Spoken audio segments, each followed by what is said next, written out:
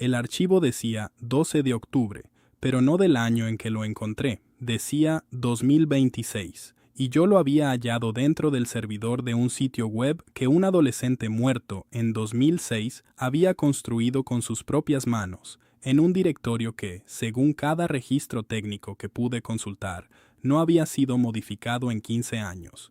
Lo abrí pensando que era un error de fecha del sistema. Esas cosas pasan. Un reloj interno mal configurado, una migración de servidor que sobrescribe metadatos. Lo había visto 1000 veces. Pero cuando leí lo que ese archivo contenía, dejé de buscar explicaciones técnicas. Porque dentro había un nombre, el mío. Mi nombre es Esteban Reyes. He trabajado como ingeniero de sistemas y analista forense digital durante 26 años. He recuperado datos de discos quemados en incendios.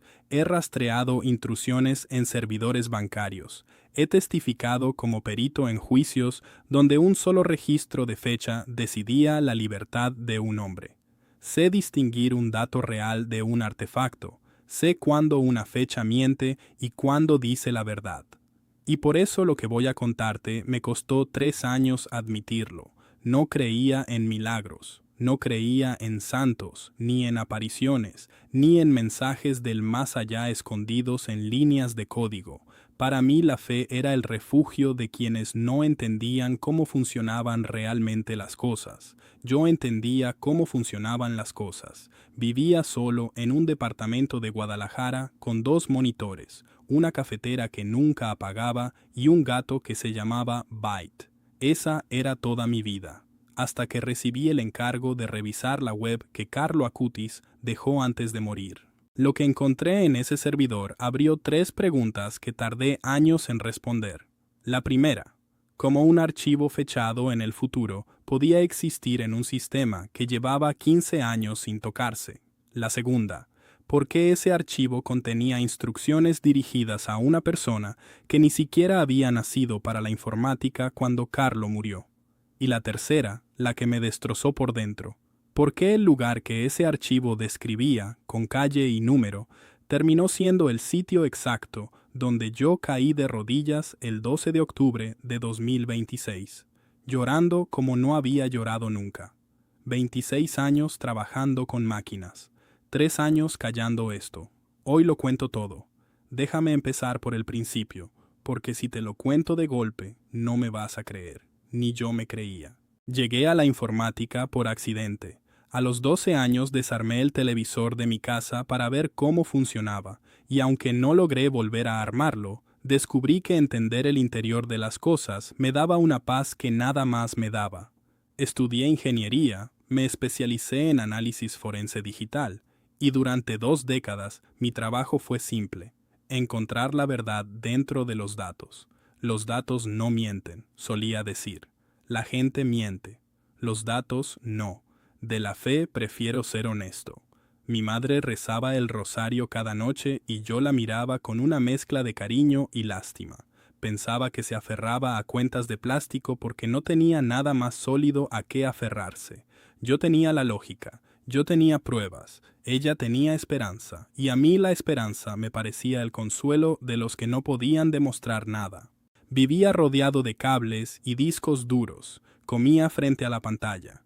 El único ser vivo que esperaba mi regreso era el gato. Esa era mi existencia entera, ordenada, predecible, controlada hasta el último byte. El encargo llegó un martes de marzo de 2023 por correo electrónico. Una fundación con sede en Italia, dedicada a preservar el legado digital de Carlo Acutis, necesitaba un técnico que auditara el sitio web original que el muchacho había programado entre 2002 y 2006. El sitio catalogaba milagros eucarísticos de todo el mundo, más de 160 casos documentados. Querían migrarlo a servidores modernos, sin perder un solo dato de la estructura original. Y necesitaban a alguien que entendiera código antiguo, lenguajes que ya casi nadie tocaba. Acepté por el dinero. $8,000 por una auditoría que calculé me tomaría 2 semanas. Yo no sabía quién era Carlo Acutis. Tuve que buscarlo. Un adolescente italiano, nacido en Londres en 1991, muerto de leucemia a los 15 años en el año 2006, católico devoto. Le decían el influencer de Dios porque usaba internet para hablar de su fe. Bonito, pensé, una historia tierna, nada que ver con mi trabajo, que era puramente técnico. Me enviaron una copia íntegra del servidor original, una imagen de disco completa, un clon byte por byte del sistema tal como había quedado. Para preservar la integridad forense, me explicaron, no querían que trabajara sobre el original, me daban una réplica exacta. Perfecto, así trabajo yo, sin tocar la evidencia. La descargué, 63 gigabytes de archivos antiguos, y cuando monté esa imagen en mi estación de trabajo y empecé a navegar por los directorios, sentí algo que no había sentido en años de carrera, que ese sistema estaba demasiado ordenado. Los servidores reales son un desastre. Carpetas temporales, archivos de respaldo a medio borrar, registros de error acumulados durante años. Es el caos natural de cualquier máquina que estuvo viva, pero este sistema estaba limpio, estructurado, como si alguien lo hubiera dejado preparado a propósito, sabiendo que un día alguien vendría a leerlo. Y entonces, dentro de una carpeta de recursos, encontré algo que no tenía sentido. Un archivo de texto, comprimido, protegido con una contraseña. Estaba enterrado en un subdirectorio que ningún visitante de la web habría visto jamás. Su nombre era una sola palabra, después, en italiano, dopo. Lo dejé ahí. Anoté su existencia en mi reporte y seguí con la auditoría, porque mi trabajo no era abrir archivos personales, sino verificar la integridad de la estructura web. Pero ese archivo se me quedó clavado, un archivo protegido, escondido, con un nombre que parecía un mensaje. Lo guardé en mi mente como se guarda una piedra en el zapato. No lo abrí entonces. Tardaría meses en hacerlo. Y cuando lo hice, ya nada en mi vida volvió a ser lógico, pero antes de eso, tenía un trabajo que hacer. Y ese trabajo empezó a romperse mucho antes de que tocara el archivo. Lo primero que verifiqué fue lo más básico, las fechas. En análisis forense, las marcas de tiempo lo son todo. Cada archivo de un sistema guarda 3 fechas, la de creación, la de última modificación, la de último acceso. Son números fríos, generados automáticamente por el sistema operativo. No se pueden falsificar fácilmente sin dejar rastro, y yo sé reconocer ese rastro a kilómetros. Empecé a catalogar las fechas de los archivos del sitio de Carlo. La mayoría coincidían con lo esperado, documentos creados entre 2002 y 2006. Última modificación, octubre de 2006. El sitio había quedado congelado en el tiempo cuando el muchacho murió. Lógico, coherente, todo cuadraba. Hasta el archivo número 412. Era una de las páginas del catálogo de milagros, un caso del anciano en Italia, un milagro eucarístico del siglo VIII. La página en sí era normal, pero su fecha de última modificación me detuvo el corazón un segundo. Decía 12 de octubre de 2026. Pensé inmediatamente en un error. Lo más probable, con diferencia, era una corrupción de metadatos durante la clonación del disco. Pasa, un sector dañado, un bit alterado y una fecha salta a un valor absurdo. Lo había visto cientos de veces. Así que verifiqué con la herramienta de control. Comparé la suma de verificación del archivo, su huella digital única, con la del registro maestro que la fundación me había enviado por separado. Si había corrupción, las huellas no coincidirían. La herramienta procesó el archivo durante unos segundos y dio resultado idéntico. El archivo estaba intacto, sin corromper, y aún así, fechado en 2026. La solución técnica funcionó, pero abrió un problema mucho peor, porque si el archivo no estaba corrupto, entonces esa fecha no era un error aleatorio, era un dato real, escrito intencionalmente en el sistema. Y eso era imposible, porque el sistema llevaba congelado desde 2006, y nadie, ni siquiera yo, había modificado la imagen de disco que me entregaron sellada. Volví a revisar. 3 archivos más, dispersos por el sistema, tenían la misma fecha, 12 de octubre de 2026. Todos relacionados con la Eucaristía, todos intactos según las sumas de verificación. 4 archivos fechados 3 años en el futuro respecto al momento en que yo los miraba, dentro de un servidor que ningún ser humano había tocado desde la muerte de un adolescente 17 años atrás. Me levanté de la silla, caminé por el departamento, me dije que tenía que haber una explicación, porque siempre hay una explicación. El gato me miraba desde el sofá como si supiera algo que yo no. Llamé a un colega, un especialista en sistemas de archivos antiguos. Le describí el problema sin mencionar de quién era el servidor. Le pregunté, ¿cómo puede un archivo intacto, verificado, tener una fecha de modificación futura? Me dio las explicaciones habituales. Reloj del sistema mal configurado. Manipulación deliberada de metadatos. Error de zona horaria mal calculado. Descarté las 3, una por una, con datos. El reloj del sistema original estaba registrado correctamente en otros 10.000 archivos, todos con fechas coherentes de 2006. La manipulación deliberada deja huellas en el registro de transacciones del sistema de archivos y no había ninguna. Y el error de zona horaria, como mucho, desplaza una fecha unas horas, no 3 años exactos hacia el futuro, cayendo justo en el aniversario de la muerte de Carlo, el 12 de octubre. Porque eso fue lo que me heló la sangre cuando lo noté. La fecha futura no era cualquier fecha, era el 12 de octubre, el mismo día y mes en que Carlo Acutis había muerto en el Hospital San Gerardo de Monza en 2006. La misma fecha, 17 años después, proyectada 20 años hacia adelante. Hasta ese momento, era una anomalía técnica curiosa. Ahora era algo que no podía clasificar. Si lo que acabas de escuchar te ha removido algo por dentro, déjame detenerme un segundo antes de seguir. Sé que muchos de los que me escuchan llevan en el corazón una intención, alguien por quien rezar, una pena que cargan en silencio. Preparé una novena a Carlo Acutis, completamente gratuita, para que tú también puedas ponerle nombre a eso que llevas dentro y entregárselo.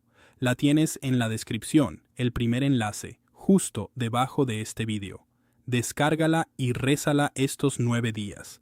Pero antes de explicarte por qué te lo pido precisamente ahora, tengo que contarte lo que pasó cuando intenté abrir aquel archivo escondido. Volví al archivo llamado Dopo, el que estaba protegido con contraseña. Después de lo de las fechas, ya no podía dejarlo pasar. Tenía que saber qué había dentro.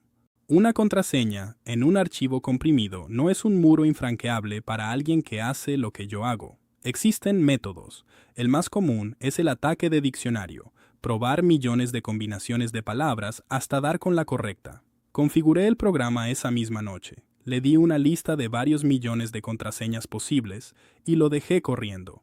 Cuando me fui a dormir, llevaba 400.000 intentos. Ninguno funcionaba. A la mañana siguiente, el programa seguía fallando. 12 millones de intentos. Nada. Cambié de estrategia. Probé un ataque de fuerza bruta puro, combinaciones de caracteres al azar. Eso podía tardar años, según la longitud de la contraseña. Pero algo me dijo que la contraseña no era aleatoria. Carlo había nombrado el archivo después. Quien escribe algo y lo llama después, quiere que se abra, pero no en cualquier momento. Quiere que se abra cuando llegue ese después. Pensé como él. Un chico de 15 años, católico, obsesionado con la Eucaristía. Probé fechas. Su fecha de nacimiento. Nada. La fecha de su primera comunión, que encontré en sus documentos. Nada. Probé frases de su devoción. Probé Eucaristía. Probé autopista al cielo en italiano, en distintas combinaciones, y entonces, casi por desesperación, probé la fecha que aparecía en aquellos 4 archivos imposibles. 12 de octubre de 2026, escrita en el formato europeo, sin separadores. El archivo se abrió, y ahí, frente a mis 2 monitores, a las 3:40 de la madrugada, con el gato dormido y la cafetera vacía, leí algo que no debería haber existido. No era un texto largo, eran apenas unas líneas, escritas en italiano, con la sintaxis sencilla de un adolescente. Las traduje con cuidado, palabra por palabra, porque no quería equivocarme en nada. La primera línea decía: si estás leyendo esto, es porque viniste a arreglar lo que dejé. Sentí un escalofrío, pero me dije que era genérico. Cualquier técnico que abriera el sistema venía a arreglar algo. Coincidencia. La segunda línea borró esa idea. Decía: no vienes por el dinero, aunque empezaste por el dinero. Me quedé inmóvil. Yo había aceptado el encargo por los $8,000. Lo había pensado con esas palabras exactas en mi cabeza. Acepté por el dinero, pero eso me forcé a razonar. También era genérico. Mucha gente trabaja por dinero. No probaba nada. La tercera línea fue la que me hizo apartarme del teclado. No crees en nada de esto. Todavía no. Pero el 12 de octubre vas a creer y vas a estar de rodillas en un lugar que aún no conoces. Lo leí 5 veces, 10 veces. Busqué el truco. En mi mundo siempre hay un truco. Pensé: alguien de la fundación pudo haber metido este archivo recientemente, falsificando las fechas para impresionarme, para probarme, quizá como una broma piadosa. Era la explicación racional. Me aferré a ella. Pero había un problema con esa explicación, y era un problema técnico que yo, precisamente yo, no podía ignorar. El archivo DOPO tenía las mismas 3 marcas de tiempo que el resto del sistema legítimo de 2006. Su fecha de creación era de septiembre de 2006, y para falsificar esas 3 marcas de manera perfecta, coherente con el registro de transacciones del sistema de archivos, sin dejar el menor rastro detectable por mis herramientas, alguien habría necesitado un nivel de acceso y conocimiento que la propia fundación no tenía. Yo había verificado a quién pertenecía esa imagen de disco. Estaba sellada criptográficamente desde 2019, cuando exhumaron el cuerpo de Carlo y digitalizaron todo su legado. El sello no estaba roto. Lo que tenía delante no podía haberse escrito después de 2006, y aún así me hablaba a mí, en 2023, sobre un día que no había llegado, y ahí el problema dejó de ser técnico. Pasé los días siguientes sin dormir bien. Volvía una y otra vez a esas 3 líneas. Vas a estar de rodillas en un lugar que aún no conoces. ¿Qué lugar? El archivo no lo decía, y esa ausencia me carcomía más que cualquier dato. Decidí hacer lo que mejor sé hacer: investigar con método. Si había una manipulación, la encontraría. Conseguí, a través de la fundación, acceso a los registros de toda la cadena de custodia digital del legado de Carlo. Quería saber quién había tocado esos archivos, cuándo y desde dónde. Cada acceso a un sistema deja una huella, una dirección, una hora, un identificador. Iba a rastrearlos todos. Lo que encontré me hundió más. Los registros estaban completos, intactos, firmados digitalmente por la postulación de la causa de beatificación, y mostraban con absoluta claridad que entre la muerte de Carlo en 2006 y la digitalización sellada de 2019, el archivo DOPO no había sido accedido ni una sola vez, ni una. Estaba ahí desde el principio, dormido, esperando, y entre 2019 y el día en que yo lo abrí, el único acceso registrado era el mío. Pero entonces apareció el segundo misterio, y este vino de fuera, de una persona. La fundación me asignó un contacto para coordinar la migración, una mujer llamada Sofía Bianchi, archivista de la causa, que llevaba años catalogando cada papel, cada fotografía, cada disco de Carlo. Hablábamos por videollamada. Un día, casi de pasada, le mencioné que había encontrado un archivo curioso con fechas extrañas, sin entrar en detalles, midiéndola, viendo cómo reaccionaba. Se quedó callada. Después me preguntó, muy despacio, si el archivo se llamaba DOPO. Sentí que el piso se movía. Yo no le había dicho el nombre. Me contó entonces algo que no estaba en ningún registro técnico. Antonia Salzano, la madre de Carlo, le había hablado años atrás de un cuaderno físico que su hijo había dejado antes de morir. Un cuaderno con instrucciones, con frases sueltas, que Carlo le pidió expresamente que no abriera hasta que ella supiera que era el momento. En la cubierta de ese cuaderno, escrito de su puño y letra, había una sola palabra: DOPO. Después, el mismo nombre que el archivo digital: 2 objetos, uno físico y uno digital, separados por completo, con la misma palabra escrita por el mismo muchacho de 15 años, apuntando ambos aún después que nadie entendía. Sofía me dijo que el cuaderno seguía cerrado. Antonia nunca lo había abierto. Esperaba, según sus propias palabras, una señal para saber cuándo abrirlo. Y al escuchar eso, mi mente de ingeniero hizo lo que siempre hace. Buscó la conexión, el patrón, el hilo lógico entre los dos objetos. Le pregunté a Sofía si podía obtener una imagen escaneada del cuaderno, aunque estuviera cerrado, aunque fuera solo de la cubierta. Necesitaba comparar la caligrafía de esa palabra con cualquier metadato de autoría del archivo digital. Quería confirmar que era la misma mano. Ella dudó. Era un objeto sagrado para la causa, casi una reliquia. Pero entendió que yo no buscaba profanar nada. Buscaba la verdad. Tardó semanas en conseguir el permiso. Mientras esperaba, seguía auditando el sistema, y encontré una tercera capa que me quitó las pocas certezas que me quedaban. Dentro del código de la web, en el caso de Milagro número 412, el del anciano, había un comentario oculto. En programación, los comentarios son notas que el autor escribe en el código para sí mismo, invisibles para el usuario común.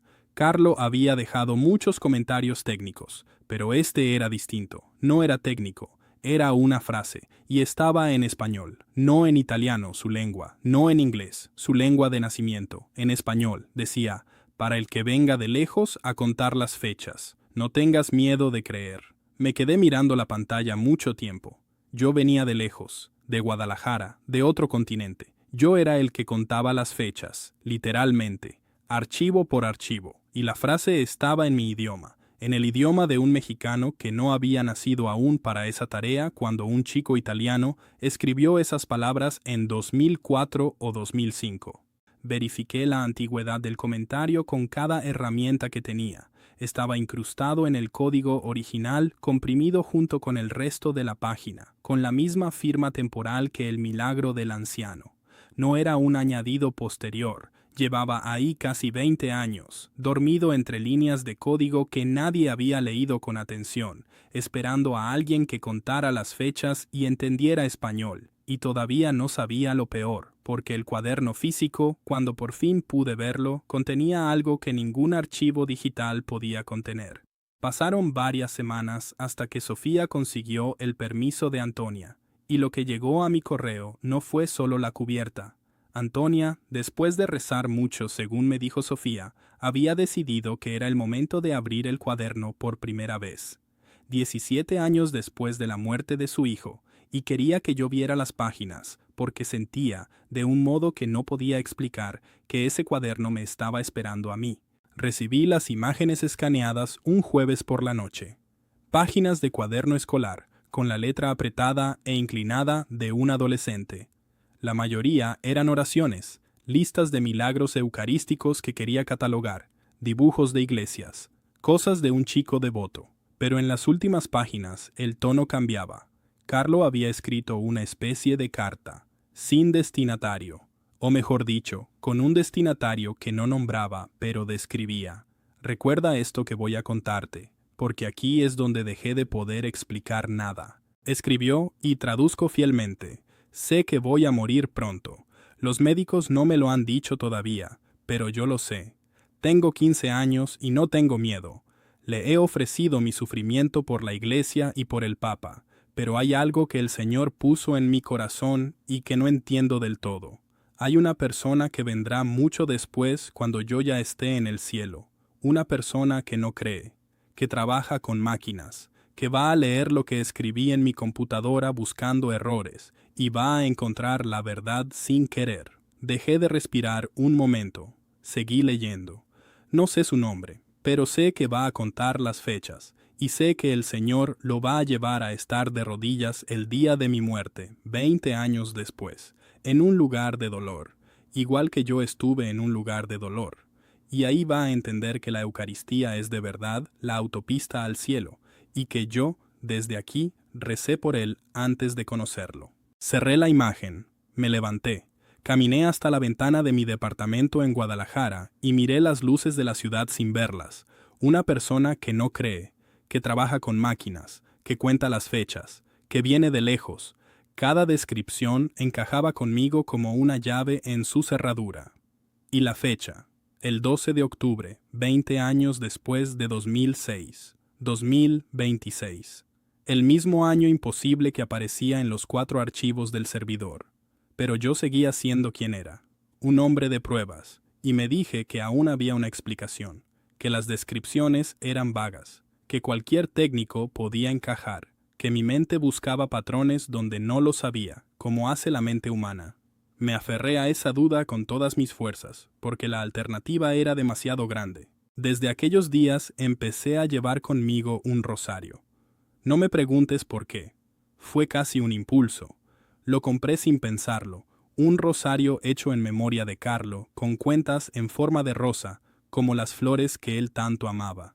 No creía que hiciera milagros, no lo tenía por una reliquia, era, sencillamente, algo que necesitaba sostener entre las manos mientras mi mundo lógico se desmoronaba. Lo dejé también en la descripción, por si tú quieres llevar uno contigo o regalárselo a alguien que esté pasando por una noche oscura. Llega a cualquier país, pero lo que descubrí la semana siguiente sobre ese lugar de dolor que Carlo describía cambió por completo lo que yo estaba dispuesto a creer, porque había algo que el cuaderno no decía y el servidor sí: el lugar. Volví a los 4 archivos imposibles, los fechados en 2026. Hasta entonces los había analizado solo por su fecha, pero ahora los abrí de verdad, los leí, busqué un patrón en su contenido. Eran 4 páginas del catálogo de milagros: Lanciano, Buenos Aires, Tixla, en México, y Santarém, en Portugal.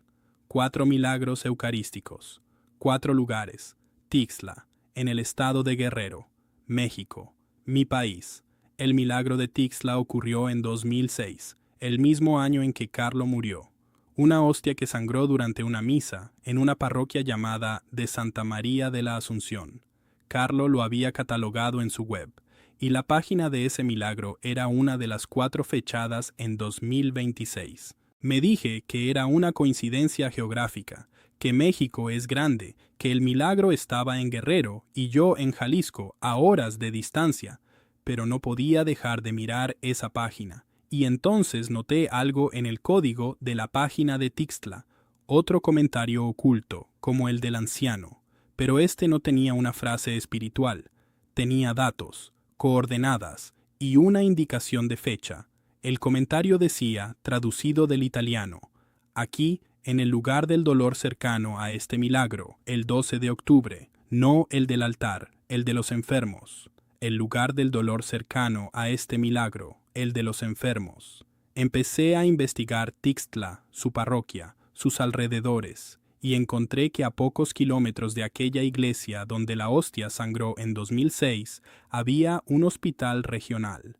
Un hospital donde, según supe después, atendían a los enfermos más graves de toda la zona. Un lugar de dolor, como el Hospital San Gerardo de Monza, donde Carlo había muerto. Las piezas estaban sobre la mesa. La fecha, 12 de octubre de 2026.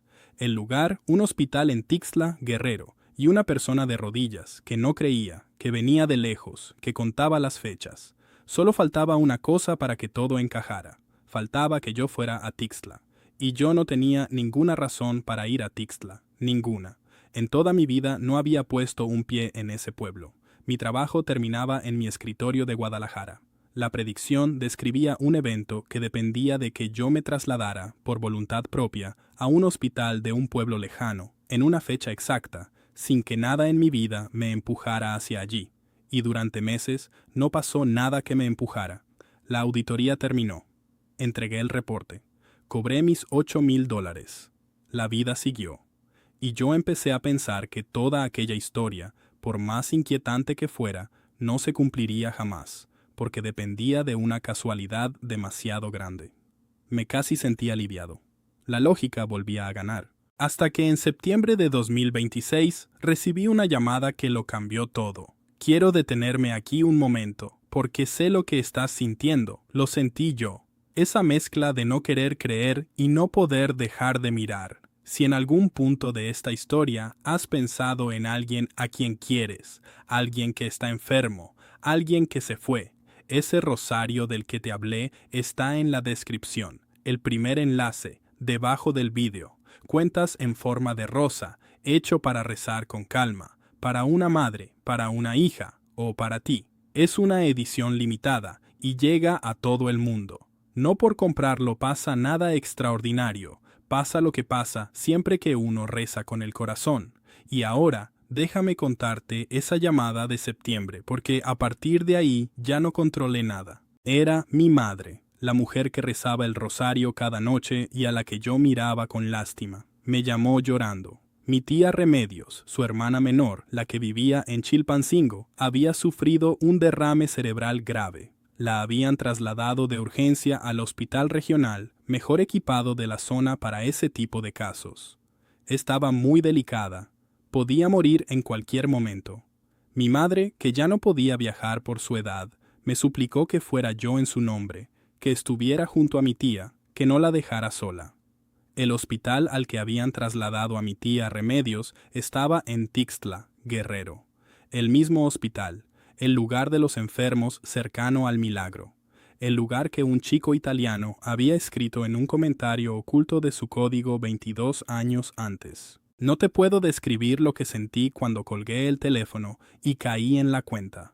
Las piernas no me respondían. Me senté en el suelo de mi departamento, con el gato rondándome, y me quedé ahí mucho rato, repitiendo que no podía ser, que era una coincidencia monstruosa, que mi tía vivía en Guerrero y era normal que la llevaran al mejor hospital de Guerrero.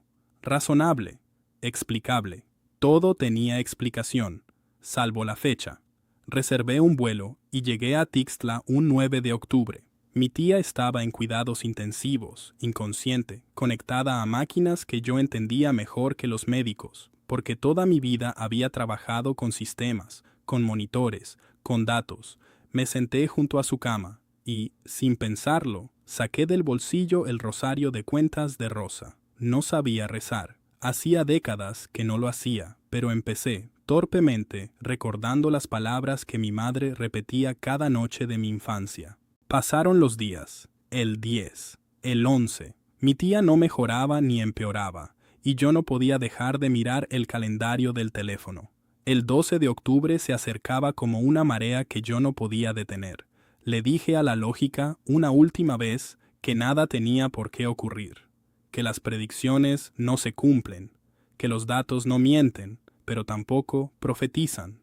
La madrugada del 12 de octubre, a las 4:10 de la mañana, una enfermera me despertó en la sala de espera. Mi tía Remedios había entrado en paro. Los médicos llevaban minutos intentando reanimarla. Corrí hacia la unidad. Me detuvieron en la puerta. Y ahí, de pie en un pasillo de hospital, en Tixtla, el 12 de octubre de 2026, escuché el sonido plano del monitor que yo conocía tan bien. Pero entonces, cuando ya creía que mi tía había muerto, los médicos lo lograron. Su corazón volvió. El monitor recuperó su ritmo, y uno de los doctores salió, sudando, y me dijo que era un milagro que hubiera vuelto, porque llevaba demasiado tiempo en paro, demasiado, y no se explicaba cómo no había daño irreversible. Y yo, Esteban Reyes, ingeniero, escéptico, hombre de pruebas, caí de rodillas en aquel pasillo. No fue una decisión. Las piernas simplemente cedieron. Me arrodillé en el suelo frío del hospital, apreté el rosario de cuentas de rosa contra el pecho y lloré como no había llorado en toda mi vida adulta, porque en ese instante entendí. Estaba de rodillas. El día de la muerte de Carlo, 20 años después, en un lugar de dolor, exactamente como un muchacho de 15 años, muerto antes de que yo siquiera supiera su nombre, había escrito que ocurriría. No fue una coincidencia. Ninguna mente que cuente las fechas como yo las conté puede llamar coincidencia a eso. La probabilidad de que cada elemento, la fecha exacta, el lugar exacto, mi presencia, mi profesión, mi incredulidad, coincidiera por azar, es tan baja que mi formación entera me obligó a descartarla, Cuando los datos apuntan todos en la misma dirección, hay que aceptar lo que dicen, y los datos decían que un chico en el cielo había rezado por mí antes de que yo naciera para esa tarea. Esa misma mañana, todavía temblando, abrí el correo en mi teléfono. Le había pedido a Sofía, semanas antes, que me enviara la última página del cuaderno de Carlo, la que ni ella ni Antonia me habían mostrado aún, la que Antonia había guardado para el final. Sofía me la había prometido para cuando yo estuviera listo, y esa página acababa de llegar a mi bandeja, enviada automáticamente, programada por Sofía para la fecha que yo mismo le había señalado meses atrás como la fecha del cumplimiento. El 12 de octubre. La abrí ahí, de rodillas todavía en el pasillo. Era la última anotación de Carlo, y decía con su letra de adolescente: cuando leas esto ya estarás creyendo, ya estarás de rodillas. No llores por la persona que se está yendo, porque la Eucaristía es la autopista al cielo, y allí nos vamos a encontrar todos. Llora de alegría, porque acabas de descubrir que nunca estuviste solo. Yo recé por ti desde mi cama de hospital en Monza. Recé por el hombre de las máquinas que contaría las fechas. Tu nombre no lo supe yo, lo supo Dios, y eso bastó. Mi nombre, el que apareció en aquel archivo del servidor, el que te dije al principio que me había helado la sangre. Porque cuando volví, después de todo esto, a revisar el archivo DOPO con calma, encontré una última línea que no había sabido descifrar antes, escrita en un campo de metadatos oculto, codificada de un modo que solo un forense digital habría buscado.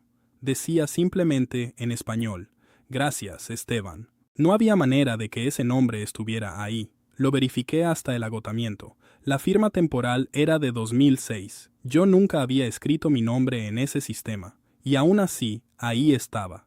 Gracias, Esteban, de parte de un chico que murió cuando yo tenía 30 años y no creía en nada. Sé exactamente lo que estás sintiendo ahora mismo, porque yo lo sentí de rodillas en aquel pasillo de Tixla, con el rosario apretado y el nombre de Carlo en los labios. Si quieres tener a Carlo cerca cada día, sostener algo entre las manos cuando reces por los tuyos, por un enfermo, por alguien que se fue, ese rosario del que te hablé está en la descripción, el primer enlace, debajo del vídeo. Cuentas en forma de rosa, hecho para rezar con calma, para regalar a una madre, a una hija o para guardarlo tú. Es una edición limitada y llega a cualquier rincón del mundo. Y antes de despedirme, quiero contarte dónde estoy hoy y qué pasó con mi tía, porque es la última cosa que Carlo me dejó entender. Mi tía Remedios sobrevivió. Salió del hospital 3 semanas después, sin el daño cerebral que todos los médicos daban por seguro. No te voy a decir que fue un milagro, porque no me corresponde a mí decirlo, ni la Iglesia lo ha estudiado, ni yo tengo autoridad para afirmarlo. Te digo solo lo que pasó.